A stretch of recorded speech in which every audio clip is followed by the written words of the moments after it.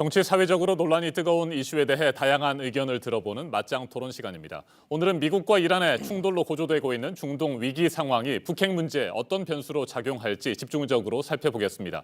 지난 7일 문재인 대통령이 신년사를 통해 밝힌 남북관계 개선 방안에 대해서도 짚어보겠습니다. 먼저 출연자들을 소개해드립니다. 제 오른쪽입니다. 김용현 동국대 북한학과 교수 나오셨습니다. 안녕하십니까? 네, 안녕하십니까? 그리고 제 왼쪽입니다. 박원곤 한동대 국제지역학과 교수입니다. 예, 안녕하세요. 네, 어서 오십시오. 예. 이란이 어제 이라크 미군 기지 두 곳을 미사일로 보복 공격했습니다. 군사적 전면 충돌의 우려가 높았는데 일단 도널드 트럼프 미국 대통령은 군사적인 반격 대신에 추가 경제 제재를 선택했습니다. 일단 큰 고비는 넘긴 것으로 보이는데 중동 위기 상황이 앞으로도 계속된다면 미국의 대북 정책에도 영향이 클 것이라는 전망이 나옵니다. 토론 시작하겠습니다. 네. 보복과 추가 보복을 거쳐서 전면전으로 치닫지 않을까 이런 우려가 컸었는데 트럼프 대통령 경제 제재를 선택했습니다. 예. 다행이라고 볼 수 있을 것 같고요. 두 분은 이번 중동 사태를 어떻게 보시는지 먼저 말씀을 좀 들어보도록 하겠습니다. 말씀하신 것처럼 네. 일단 다행이다라고 생각을 하고요. 왜냐하면 이것이 확전의 가능성도 전혀 배제할 수 없는 상황이었습니다. 근데 일단 분위기는 이란 쪽에서 먼저 확전을 원치 않는다라는 얘기를 했었죠. 그러니까 자리프 이란 외무장관이 얘기를 하기를 자신들은 전쟁을 원치 않는다. 네. 그러나 공격을 받으면 자위권 차원에서 대응을 하겠다라고 얘기를 했었고 지금 솔레이마니 사령관이 지휘하던 쿠드스군 측에서도 발표를 하면서 만약에 미국이 이란 영토를 공격을 한다면 이제 전제 조건을 붙인 거거든요. 네. 그렇게 될 경우에는 자신들이 미국 영토를 공격하고 또 뭐 제3 두바이라든지 이스라엘을 공격하겠다 그렇게 얘기를 했습니다. 이게 다 전제가 붙은 거죠. 그리고 가장 핵심은 이라크 내 미군 기지 두 군데가 공격을 받았는데 둘 다 미군 사상자는 없는 것으로 지금 밝혀지고 있습니다. 네. 만약 사상자가 있었으면 트럼프 대통령이 이제 오늘 현재 시간으로 어제 밤 새벽에 발표를 한 내용 같은 것이 나오진 않았겠죠. 근데 결론은 트럼프 대통령이 이제 명확하게 얘기를 했는데 이제 군사적인 조치보다는 경제 제재를 하겠다. 일단 확전은 피하겠다 해서 한 고비는 현재 넘어간 거라고 판단이 됩니다. 네, 살인적인 경제 제재를 계속하겠다 이렇게 선언을 하기는 했습니다. 자, 이란도 미국을 지나치게 자극하지 않아야 되겠다 뭐 이런 생각으로 수위 조절을 했다는 부석이 나오고 있습니다. 그렇습니다. 왜냐하면 둘 다 지금 전면전을 하면 너무나도 큰 손해고요. 특히 이란의 입장에서는 전면전을 해서 미국을 이길 가능성이 없죠. 그리고 또 트럼프 대통령의 대외 정책의 핵심은 사실은 중동에서 발을 빼고 싶어 합니다. 그리고 네. 그런 분쟁에 대해서 최소한의 개입을 하겠다라는 게 트럼프 대통령의 입장이었거든요. 지난번 시리아에서도 봤을 것처럼 사실 쿠르드족을 두고 일방적인 철수를 할 만큼 그 정도로 개입 축소하는 것이 트럼프 대외 정책 3년간에 나타나는 모습이었습니다. 근데 이번에는 좀 여전히 저는 국내 정치적인 트럼프 대통령이 탄핵 그런 국면도 있었고 그렇기 때문에 또 미국인 희생자가 먼저 한 명 나왔었거든요. 그래서 강력한 대응을 했다라고 생각을 하지만 여전히 확전의 그런 또 의지는 크진 않았다라고 생각을 합니다. 근데 이란 측에서 나름대로 저는 공격을 좀 조정을 했다라고 네. 생각을 하거든요. 그런 상황을 맛받아서 트럼프 대통령이 일단 경제 제재로 돌아서고 또 거기에 핵심인 이란과의 핵 협상도 다시 재개하겠다라는 그런 입장을 밝혔습니다. 네, 군사적 충돌 가능성은 이제 뭐 크지 않다 이렇게 보십니까? 근데 아직도 이제 긴장을 우리가 놓칠 수가 없는 게요. 이란 같은 경우에는 시아파 아닙니까? 굉장히 강력한 또 종교적인 색채를 갖고 있기 때문에 비록 이란의 테헤란 정부가 전쟁을 하지 않겠다라고 얘기를 하더라도 시아파의 반개 조직들이 많이 있습니다. 유엔에서 테러 조직이라고 얘기를 했던 히즈볼라나 하마스 같은 그 레바논과 그 가자 지구에 있는 그런 조직들이 있고 네. 또 중동 내에 그 시아파 극단주의자들이 적지 않게 있거든요. 그들이 만약 미군들과 또 미군 민간인들, 그리고 미국 민간인들을 공격을 한다면 또 그것이 대규모로 이루어진다면은 또 미국이 군사적인 행동을 취할 가능성도 배제할 수는 없죠. 네, 김 교수님. 네. 미국과 이란의 전면 충돌 가능성이 낮아진 것, 네. 북핵 문제 해결과 관련해서도 일단 다행이다, 긍정적이다 이렇게 볼 수 있습니까? 그렇습니다. 말씀하신 것처럼 지금의 이란 미국의 충돌 사태가 네, 상당히 그 휘발성이 지금 없어지면서 약화되고 있는 것 이 자체는 북미 문제를 풀어가는 데 있어서 상당히 긍정적으로 작용한다. 오히려 저는 북한과 미국의 실무회담을 포함한 비핵화 평화 체제 프로세스에 긍정적이고 또 많은 부분에 있어서는 속도감을 줄 수도 있는 그런 좋은 그 흐름을 가능케 한다 이렇게 보고 있습니다. 왜냐하면 지금 이제 트럼프 대통령 입장에서는 이란과의 이 사태를 일단락을 시킬 가능성이 높다고 보는데 이 과정에서 북미 부분이 또 문제가 될 경우에 네. 트럼프 대통령에게 상당한 부담이 될 수밖에 없습니다. 그래서 미국 입장에서는 한반도 문제, 특히 이 한반도 비핵화 평화체제 프로세스에서 최소한의 관리, 나아가서는 대화의 모멘텀을 만들어내는 이런 쪽으로 방향을 잡을 가능성이 높기 때문에 지금 상황은 저는 이번 이란 사태가 단기간에 정리가 된다면 북미 부분에 있어서는 좋은 조건, 호조건으로 작용할 가능성도 있다고 봅니다. 네. 중동의 긴장이 계속 고조되는 상황이라면 트럼프 네. 대통령이 북한의 핵 문제에 신경을 쓸 겨를이 없을 텐데 네네. 일단은 뭐 그런 측면에서도 다행이고 북핵 네네. 문제에 대해서도 계속 신경을 쓰고 관리를 할 수 있을 것이다 이렇게 전망할 수 있는 겁니까 그러면? 그렇습니다. 지금 이제 만약에 이란과 미국의 군사적 충돌 사태가 커지거나 또는 장기화될 경우에는 북미 비핵화 평화체제 프로세스의 그 수위 또는 그 순위 자체가 두 번째, 세 번째로 밀릴 수밖에 없습니다. 네. 그렇게 되면 장기적인 차원에서 보면 한반도 비핵화 평화체제 프로세스가 그야말로 이제 그 고화 상태에 빠지는, 다시 말씀드리면 전혀 작동하지 못할 가능성도 배제할 수 없는 것인데, 어쨌든 지금 흐름 자체는 이란과 미국의 상황 자체가 좀 더 나은 방향 쪽으로, 오히려 지금의 국면들을 좀 풀어가는 방향 쪽으로 가게 되는 이런 흐름 속에서는 북미 부분에 좋은 쪽으로 작용할 수 있다 이렇게 봐야 될 것 같고, 또 그 과정에서 트럼프 대통령 입장에서는 이란과 미국과의 이 관계를 풀어가는 데 있어서도 그렇고 북미 부분에 있어서도 역시 지금 국면에서 만약에 이란과 미국과의 군사적 충돌이 커지거나 이럴 네. 경우에 그렇게 된다면 사실 한반도에서의 군사적인 충돌 가능성들은 낮아질 수밖에 없는 부분도 있습니다. 이제 그런 차원도 있고, 또 하나는 미국 입장에서 북한과의 뭔가 성과를 거두거나 또는 북한과의 관리라고 하는 측면들을 잘 풀어가야 되는 또 부담이 있기 때문에 북한에 대해서 미국은 좀 더 적극적인 자세를 취할 가능성도 있다. 이런 점에서 보면 지금의 흐름은 저는 좋은 방향으로 갈 수 있는 토대가 마련되고 있다 이렇게 보고 있습니다. 네, 저도 그렇고요. 많은 분들이 궁금해하셨을 질문을 하나만 드려보도록 하겠습니다. 네네. 미군이 무장 드론을 이용해서 솔레이마니 이란 혁명수비대 사령관을 공습하고 뭐 살해하지 않았습니까? 네네. 이게 뭐 의도했든 의도하지 않았든 간에 북한에 던져지는 메시지가 있다고 보십니까? 메시지는 뭐 있을 수 있습니다. 그러니까 김정은 위원장에 대해서도 그 솔레이마니처럼 그렇게 할 수도 있는 것 아니냐는 그런 그 북한의 부담은 있을 수가 있습니다. 다만 이제 문제는 뭐냐면 이란과 북한의 상황 자체가 같은가 여부입니다. 네. 다시 말씀드리면 중국과 러시아라고 하는 분명한 그 북한에 대한 우호 세력이 늘 있는 조건에서 미국이 김정은 위원장에 대해서 그러한 그 행동을 할 수 있느냐, 그것은 또 분명히 어려운 부분이 있고, 네. 만약에 이제 그런 행동을 할 수 있었더라면 과거에도 할 수도 있었을 겁니다. 그러나 미국이 할 수 없다는 것은 결국 중국, 러시아에 대한 부담, 또 김정은 체제가 지속되는 것이 다른 어떤 지도자가 등장하는 것보다는 훨씬 북한 체제를 관리하는 데 있어서 안정적이다. 이런 것들이 작용하기 때문에 사실 이란과 북한 상황 자체를 동일시하면서 접근하는 것은 사실상 뭐 적절한 것은 아니라고 봅니다. 네. 이란의 보복에 대해서 트럼프 대통령이 대국민 성명을 발표했는데 그 성명 내용 중에 하나 좀 짚어볼 부분이 있을 것 같습니다.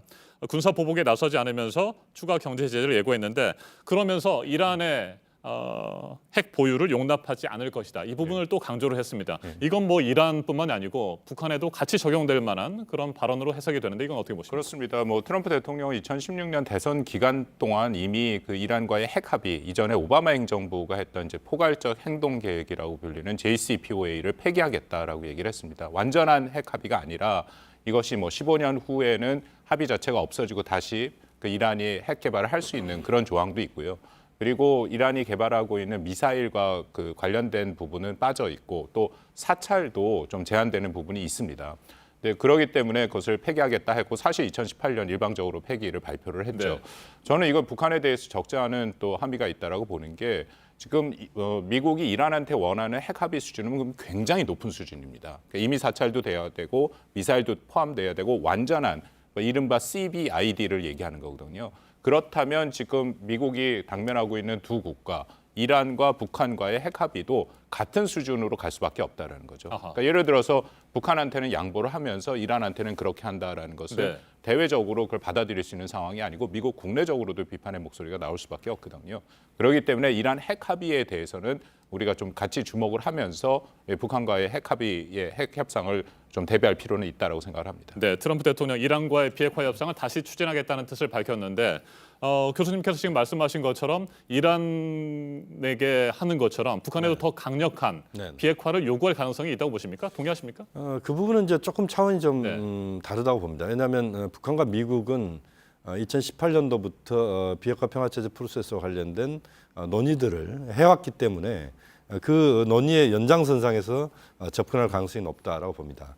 그러니까 지난번에 싱가포르 정상회담, 그다음에 하노이 정상회담, 또 남북미의 판문점 접촉 네. 이런 세 번에 걸친 이제 그 정상들의 만남이 있었고 또 그 동안에 스톡홀름에서의 실무회담을 포함해서 이른바 이제 스몰 딜과 빅 딜 사이에서 아직 접점은 나오고 있지 않지만 그러나 북미의 그 동안에 그 축적되어 온 그런 대화와 협상이 있었기 때문에 그 연장선상에서 갈 가능성이 높다. 그렇기 때문에 북미 부분을 이란 상황에 똑같이 접목시킬 수는 없다고 보고 다만 이제 이란과 미국의 관계 자체가 지금의 상황 정도에서 정리가 안 되고 더 나빠질 경우에는 그것이 북미에도 영향은 줄 수밖에 없다. 네. 그렇게 볼 수밖에 없는데 다행스럽게 지금의 상황에서 이란과 미국의 그 지금의 충돌 사태가 정리가 된다라면 오히려 북미 부분에 있어서는 속도감을 더 줄 수도 있는. 왜냐하면 트럼프 정부 입장에서는 최대한 어떤 북한과의 성과를 우선적으로 내놓고 그 과정에서 대선에도 긍정적으로 그것이 기여할 수 있는 이런 것들을 찾는 그 작업을 할 수도 있다고 봅니다. 그렇기 때문에 좀 더 북미 부분에 있어서는 좋은 조건이 마련되고 있다라고 볼 수도 있습니다. 네. 이란과 미국의 갈등 부분은 이 정도에서 정리를 하고요. 지난 7일 문재인 대통령의 신년사 내용을 좀 살펴보죠. 북한과 관련된 얘기들이 특히 관심을 모았는데 문재인 대통령이 이런 얘기를 했습니다. 북한과 미국의 대화만을 이제 바라볼 수는 없을 것 같고 남과 북 사이에서 할 수 있는 일들이 있다. 그 부분에 주력하겠다. 이런 뜻을 밝혔습니다. 이에 대해서 어떻게 평가하십니까? 뭐 저는 지금 그 북한과 미국과의 대화, 전반적인 한반도 평화 프로세스 비핵화의 이게 지금 굉장히 어려운 상황이죠. 그렇기 때문에 정부가 명확한 현실 인식을 갖고 또 현실성 있는 좀 정책을 했으면 하는 바람인데 네. 지금 문 대통령 신년사에 나타난 것을 보면 좀 아쉬움이 큽니다. 일단은 지금 말씀하신 것처럼 북미 협상이 안 되니까 남북 관계를 통해서 돌파를 하겠다라고 얘기했는데 남북 관계에 대한 돌파의 이 노력은 작년 한 해 동안 우리 정부가 내내 했었죠. 그러니까 2월 하노이 회담이 결렬된 이후에 계속했지만 결국 북한이 전혀 호응을 하지 않지 않았습니까? 그렇기 때문에 지금 새롭게 얘기를 한다 하더라도 이것이 북한이 받아들일 가능성은 저는 굉장히 낮다라고 생각을 하고 특히 지난 전원회의를 통해서 이른바 정면 돌파 노선을 얘기했는데 거기에 한국은 완전히 다 빠져 있습니다. 그러니까 이런 상황에서 우리 정부가 제안하는 것은 북한한테는 그렇게 북한이 받아들이거나 북한한테 매혹적인 것들이 아닌 것이죠.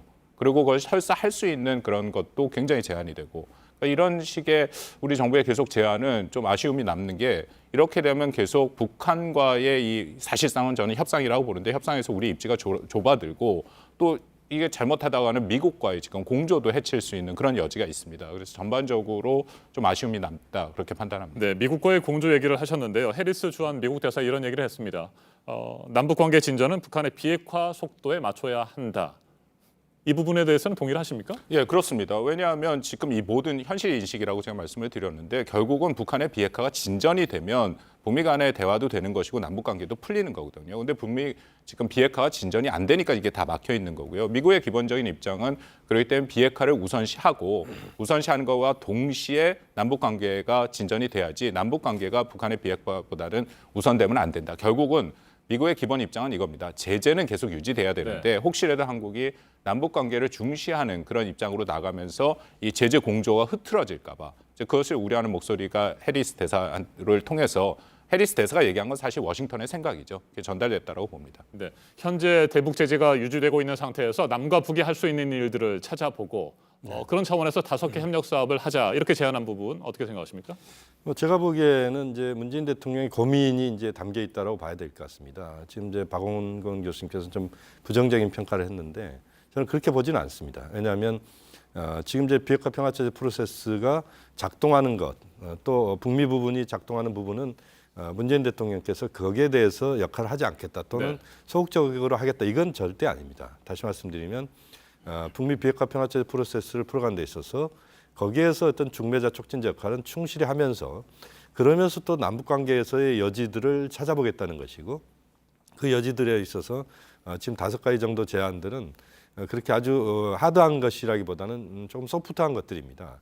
그래서 충분히 이제 남북이 대화를 통해서 그런 그 접근들을 해나간다면 예를 들면 뭐 유네스코의 지금 이제 그 군사 분계선상에서 지금 이제 전체적으로 그 비무장지대 이 부분은 이제 충분히 가능한 영역인 것이고 또 예를 들면 이제 도쿄올림픽의 공동 입장이랄지 이런 것들은 우리가 북한과 충분히 할 수 있는 것들이거든요. 이제 그런 것들을 하면서 함께 이제 북미 부분을 같이 고민을 한다라는 것이고 다만 좀 아쉬운 부분은 북한이 이른바 이야기하고 있는 근본 문제가 있습니다. 그러니까 북한에 대한 대북 적대시 정책과 관련돼서 한미 군사훈련과 관련된 언급이랄지 또는 또 북한에 대한 민생 부분에 있어서 제재 완화와 관련된 부분이랄지 이런 것들까지도 좀 더 적극적으로 좀 제시를 했더라면 하는 그런 아쉬움도 저는 좀 있다. 뭐 이 정도 말씀드릴 수 있을 것 같습니다. 해리스 대사의 발언은 어떻게 평가하세요? 짧게 말씀해 주시죠. 해리스 대사의 발언은 뭐 저는 이제 그 미국 대사 입장에서 미국의 입장을 이야기했다 이렇게 봅니다만 그러나 거기에는 좀 오해가 있는 것 같습니다. 네. 오히려 문재인 대통령의 생각은 한반도 비핵화 평화체제 프로세스와 그다음에 남관계 개선을 서로 분리된 것이 아니라 그것이 서로 상보적 관계로 보는 것이기 때문에 그것에 대한 이해가 좀 더 충분할 필요가 있다. 또 한미 당국자 간에 많은 대화가 있으면서 이러한 오해들이 좀 풀렸으면 하는 바람도 있습니다. 문재인 대통령 개성공단 재가동과 금강산 관광 재개를 위한 노력도 계속하겠다고 했었거든요. 그 가능성은 어떻게 보십니까? 뭐 작년부터 계속 노력을 했었죠. 우리 정부가 여러 가지 가능성을 다 놓고 얘기를 했었고 또 뭐 금강산 관광은 개별 관광은 제재 대상이 아니기 때문에 뭐 우리 그 통일부 차관이 500명의 대학생을 좀 보내겠다. 근데 그 발언도 사실은 상당히 문제가 있어서 나중에 통일부가 해명을 했습니다만 뭐 나름대로 여러 가지 상황을 확인을 했고 또 금강산 관광을 하면은 이제 그 대량의 현금이 들어가는 게 문제니까 현물로 들어가는 방법.